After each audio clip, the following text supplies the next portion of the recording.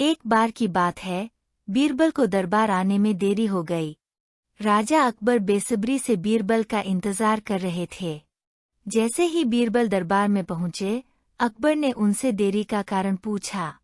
बीरबल कहने लगे कि आज जब वह घर से निकल रहे थे तो उनके छोटे छोटे बच्चों ने उन्हें रोक दिया और कहीं न जाने की जिद करने लगे। किसी तरह बच्चों को समझा बुझाकर निकलने में ही देरी हो गई। राजा को बीरबल की इन बातों पर बिल्कुल यकीन नहीं हुआ। उन्होंने सोचा कि बीरबल देर से आने का झूठा बहाना कर रहे हैं। उन्होंने बीरबल को कहा कि बच्चों को मनाना इतना भी कठिन काम नहीं है। अगर वे ना माने तो थोड़ा डांट डपट कर उन्हें शांत किया जा सकता है। वहीं बीरबल इस बात से परिचित थे कि बच्चों के मासूम सवालों और जिद को पूरा कर पाना बेहद मुश्किल होता है।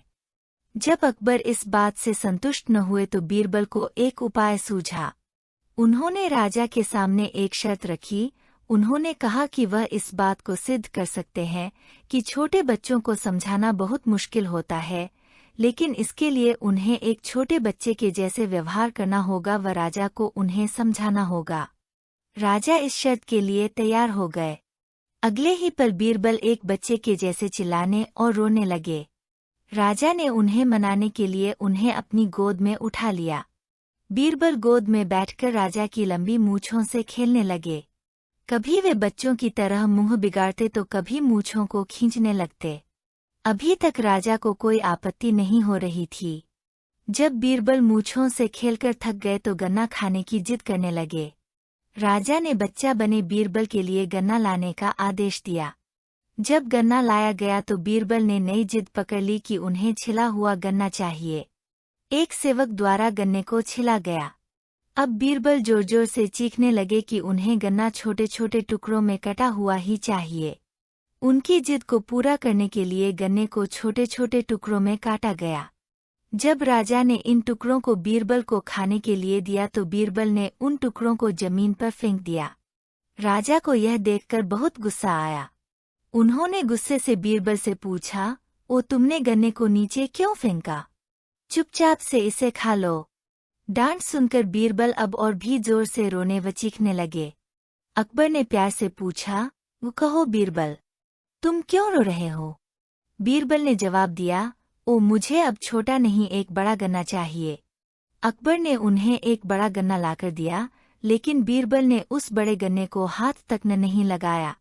अब राजा अकबर का गुस्सा बढ़ रहा था।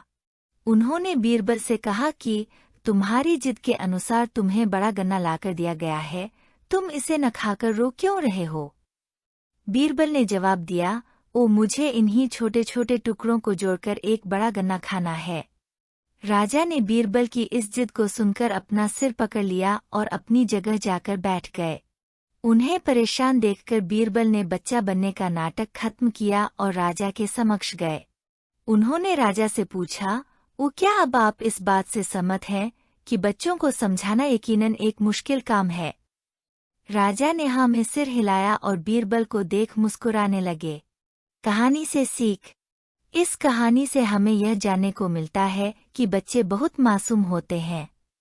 अक्सर हम उनके नादान सवालों का जवाब नहीं दे पाते हैं, लेकिन फिर भी उन्हें प्यार से समझाकर व अनेक उदाहरण देकर उनकी जिद व जिज्ञासा को शांत किया जा सकता है।